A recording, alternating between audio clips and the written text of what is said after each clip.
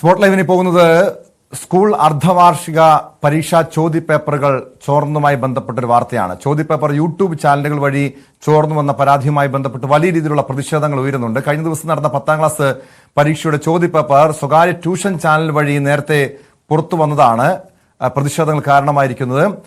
സംഭവവുമായി ബന്ധപ്പെട്ട് കോഴിക്കോട് DDE ഓഫീസിലേക്ക് KSUവിന്റെ പ്രതിഷേധം വലിയ രീതിയിൽ സംഘർഷത്തിലേക്ക് വരെയും നീളുന്ന സാഹചര്യമുണ്ടായി. 10ാം ക്ലാസ് ചോദ്യപേപ്പറുകൾ ട്യൂഷൻ സെന്ററുകൾ വഴി ചോരുന്നുവെന്ന് ആരോപിച്ചായിരുന്നു KSUവിന്റെ പ്രതിഷേധം.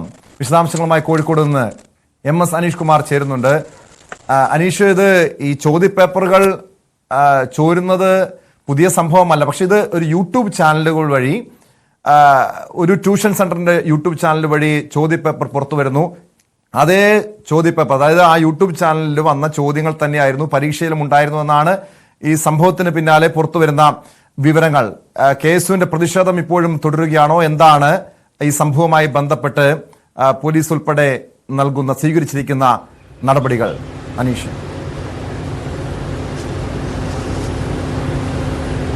ടോമോ, അതീവ ഗൗരവമുള്ള ഒരു വിഷയത്തിൽ ഊന്നിയായിരുന്നു ഇന്ന് KSUവിന്റെ പ്രതിഷേധം. കാരണം കഴിഞ്ഞ ഏതാനും വർഷങ്ങളായി തന്നെ ചെറിയ ആരോപണങ്ങൾ പല തരത്തിലായി ഉയർന്നിരുന്നു.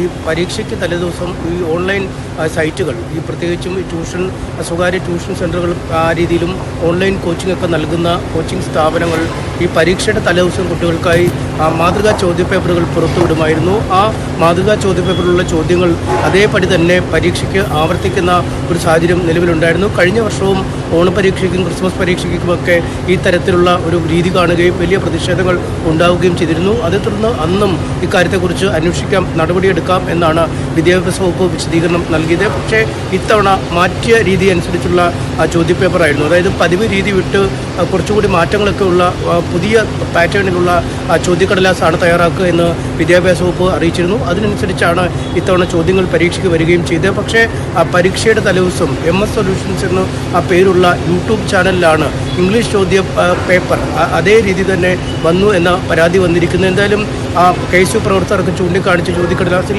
പരീക്ഷയ്ക്ക് വന്ന പല ചോദ്യങ്ങളും അതേപടി ആവർത്തിക്കുന്ന ഒരു സാഹചര്യം ഉണ്ടാവും. എങ്ങനെയാണ് പുതുക്കിയ പാറ്റേണുള്ള ഈ ചോദ്യക്കടലാസുകൾ അല്ലെങ്കിൽ ഈ ചോദ്യപേപ്പർ എങ്ങനെ ഈ പരീക്ഷയുമായി ബന്ധപ്പെട്ട അവസാനവട്ട പരിശീലനത്തിനെന്ന പേരിൽ യൂട്യൂബ് ചാനലിൽ സംപ്രേഷണം ചെയ്യുമ്പോൾ ആ ചോദ്യങ്ങൾ അതേ രീതിയിൽ എങ്ങനെ എത്തിയെന്ന ചോദ്യമാണ് വരുന്നത്. അധ്യാപകർ പോലും പലയിടങ്ങളിലും ഇക്കാര്യവുമായി ബന്ധപ്പെട്ട് അത്ഭുതങ്ങൾ പ്രകടിപ്പിക്കുകയും ഈ അട്ടിമറി ശരിയല്ല എന്ന രീതിയിൽ വിമർശനങ്ങൾ ഉന്നയിക്കുകയും ചെയ്യുന്ന ഒരു സാഹചര്യമുണ്ട്. കാരണം പുതിയ പാറ്റേണിലെ ചോദ്യപേപ്പർ ഈ ചോദ്യക്കടലാസ് തയ്യാറാക്കുന്ന അധ്യാപകർ വഴിയല്ലാതെ പുറത്തേക്ക് പോകാൻ യാതൊരു സാധ്യതയുമില്ല.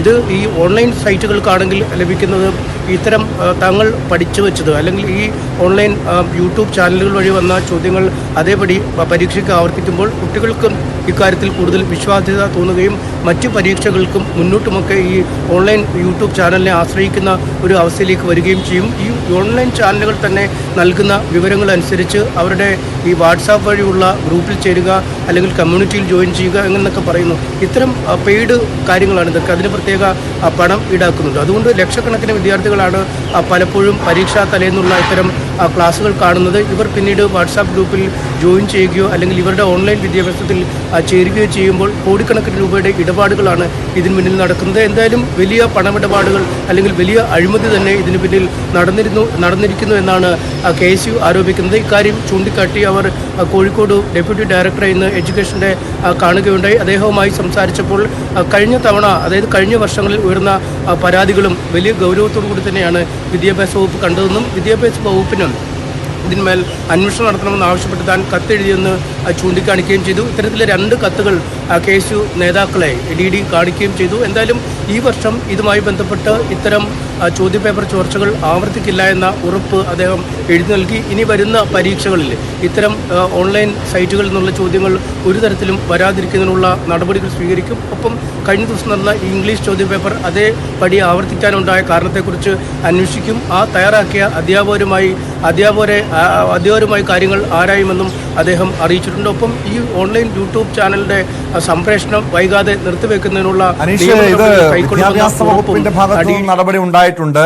ഈ സംഭവം പരിശോധിക്കുമെന്ന് പറഞ്ഞിട്ടുണ്ട്. പക്ഷെ എങ്ങനെയാണ് ഈ ചോദ്യപേപ്പർ ചോർന്ന് കിട്ടിയത്, അതും ഈ സ്വകാര്യ ട്യൂഷൻ സെന്ററിന് ചോർന്ന് കിട്ടിയത് എന്നത് വളരെ ഗുരുതരമായിട്ടുള്ളൊരു വിഷയം തന്നെയാണ്. കാരണം ഇതിനു മുൻപും ഇതുപോലുള്ള വീഴ്ചകൾ ഉണ്ടായിട്ടുണ്ട്.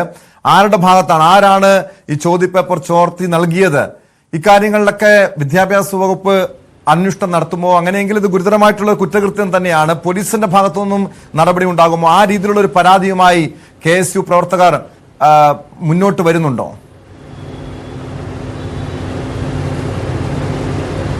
KSU അത്തരമൊരു പരാതിയുമായി മുന്നോട്ട് പോകുന്നു. സംസ്ഥാന തലത്തിൽ തന്നെ പ്രക്ഷോഭം ആരംഭിക്കുന്നതിനും ഒപ്പം നിയമ നടപടികൾ കൈക്കൊള്ളുന്നതിനുമുള്ള നടപടികൾ സ്വീകരിക്കുമെന്നാണ് അറിയിച്ചിരിക്കുന്നത്. ഇത് നിലവിൽ ഈ സമഗ്ര ശിക്ഷ കേരളത്തിൻ്റെ കീഴിലുള്ള ഡയറ്റുകൾക്കാണ് ഈ ചോദ്യപേപ്പർ നിർമ്മാണത്തിൻ്റെ ചുമതലയുള്ളത്. ഈ ഡയറ്റുകൾ ഈ വിഷയം പഠിപ്പിക്കുന്ന സ്കൂൾ അധ്യാപകരിൽ നിന്നൊരു പാനൽ തയ്യാറാക്കുകയും ആ അധ്യാപകരെ ഉപയോഗിച്ച് ചോദ്യപേപ്പർ തയ്യാറാക്കുകയുമാണ് ചെയ്യുന്നത്. ആ ചോദ്യപേപ്പറാണ് പിന്നീട് പരീക്ഷയ്ക്ക് വിതരണം ചെയ്യുന്നത്. എന്തായാലും അത്തരം ചോദ്യപേപ്പറുകൾ തയ്യാറാക്കിയ അധ്യാപകർ നേരിട്ട് തന്നെ ഈ സ്വകാര്യ ട്യൂഷൻ സെൻ്ററുകൾക്ക് അവസാന നിമിഷങ്ങളിൽ ഈ ചോദ്യപേപ്പർ ചോർത്തി നൽകുന്നു എന്നതാണ് ഇപ്പോൾ KSU ആരോപിക്കുന്നത്. അതുകൊണ്ട് തന്നെയാണ് ഇവർ അവസാന മണിക്കൂറുകളിൽ ഹോർലിക്സ് ബൂസ്റ്റ് എന്ന പേരിലൊക്കെയാണ് ഈ പ്രത്യേക പരീക്ഷാ പരിശീലനം അവസാന മണിക്കൂറുകളിൽ, അതായത് എക്സ്പെക്റ്റഡ് ക്വസ്റ്റ്യൻസ് എന്ന രീതിയിൽ അല്ലെങ്കിൽ പ്രഡിക്ഷൻസ് എന്ന രീതിയിൽ നൽകുന്നത്.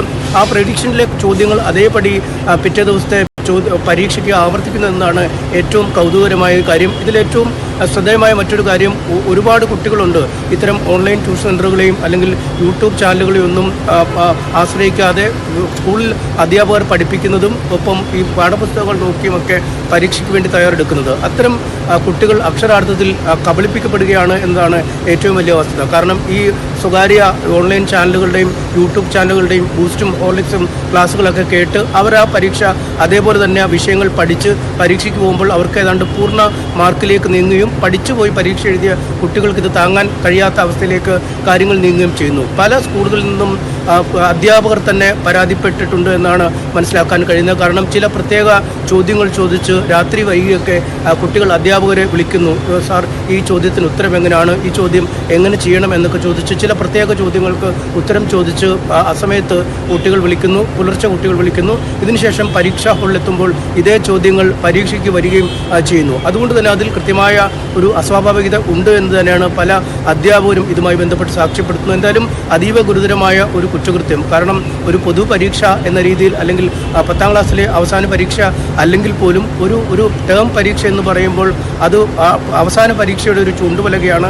ഈ മാർക്കും വലിയ സമ്മർദ്ദം കുട്ടികൾ സൃഷ്ടിക്കുന്ന ഒരു സാഹചര്യം ഉണ്ടാവും. അവർ പഠിച്ച് പരീക്ഷ എഴുതി ഏതാണ്ട് പൊതുപരീക്ഷയ്ക്ക് പങ്കെടുക്കാൻ ഇനി മാസങ്ങൾ മാത്രം ബാക്കി നിൽക്കുമ്പോൾ അവസാനം എഴുതുന്ന ഒരു പരീക്ഷ എന്ന രീതിയിലാണ് ക്രിസ്മസ് പരീക്ഷയെ പലപ്പോഴും വിലയിരുത്തപ്പെടുകയും ചെയ്യുക. അതുകൊണ്ട് ഇത്തരത്തിൽ ഈ പരീക്ഷയിൽ ഇത്രയും വലിയ ക്രമക്കേടുകൾ നടക്കുന്നത് കുട്ടികളോടുള്ള വഞ്ചനയാണ്. വിദ്യാഭ്യാസ വകുപ്പ് കുറച്ചുകൂടി ഗൗരവത്തോടെ കാര്യങ്ങൾ കാണണം. കാരണം DD തന്നെ KSU പ്രവർത്തകർക്ക് നൽകിയ വാക്കുകൾ അനുസരിച്ച് 2 വട്ടം കഴിഞ്ഞ വർഷത്തെ ചോദ്യപേപ്പർ ചോർച്ചയുമായി ബന്ധപ്പെട്ട് DD വിദ്യാഭ്യാസ വകുപ്പിന് കത്ത് നൽകിയിരുന്നു. ആ കത്തിന്മേൽ ഒരു തരത്തിലുമുള്ള അന്വേഷണം ഉണ്ടായില്ല എന്നാണ് മനസ്സിലാക്കാൻ കഴിയുന്നത്. കാരണം കഴിഞ്ഞ വർഷവും ഇതേ രീതിയിൽ തന്നെയാണ് സ്വകാര്യ ഓൺലൈൻ പരിശീലന കേന്ദ്രത്തിൻ്റെ ചോദ്യങ്ങൾ അതേ രീതിയിൽ തന്നെയാണ് പരീക്ഷകൾക്ക് ആവർത്തിച്ച് വരികയും ചെയ്തെന്തായാലും അത് ഇത്തവണയും ആവർത്തിച്ചിരിക്കുന്നു. ഇനി വരുന്ന പരീക്ഷകൾ കൂടി ഇതേ രീതിയിൽ തന്നെ കാര്യങ്ങൾ മുന്നോട്ട് പോകുമോ എന്നതാണ് ഇനി അറിയേണ്ടത് കേട്ടോ. വ്യക്തമാണ്. MS അനീഷ് കുമാറാണ് കോഴിക്കോട് നിന്നും വിവരങ്ങൾ നൽകിയത്. ചോദ്യപേപ്പർ ചോർന്നുമായി ബന്ധപ്പെട്ട് വിശദമായ അന്വേഷണം നടത്തുമെന്നാണ് വിദ്യാഭ്യാസ വകുപ്പ് വ്യക്തമാക്കിയിരിക്കുന്നത്.